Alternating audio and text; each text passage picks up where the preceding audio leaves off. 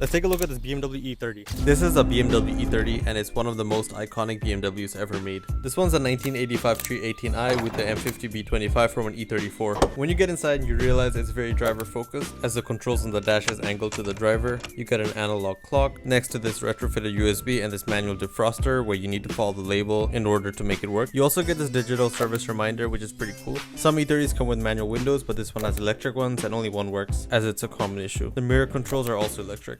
Unlike newer models, you had to pull this knob to turn on the lights. You also get thigh supports on these M-Tech 2 seats, which are quite comfortable, and the storage in the front isn't much. Now let's check out the back. The back seat is pretty crammed, the legroom is a bit lacking, and my head touches the roof and I'm only 5'9", and you can forget about the storage in the back. But the interior does feel decent for its age, but you have to expect some wear and tear. The trunk opening is a bit high up, so loading things isn't that easy, but the storage is somewhat decent. But you buy this car because it's very light, predictable, and it's so analog. It proves you don't need a high horsepower car to have fun. The E30 name also had a great history in DTM Group A with their M3, which was very dominant in the 80s. Although that was a DTM spec M3, you still feel like you have a part of history with you when you're driving this thing. I would recommend going for the 325i or IS, but they're getting harder to find. I would recommend finding any clean unit with no rust and swapping an M50 or M52 engine. And thanks to Josh for letting me review his E30, and if you enjoyed, why not follow?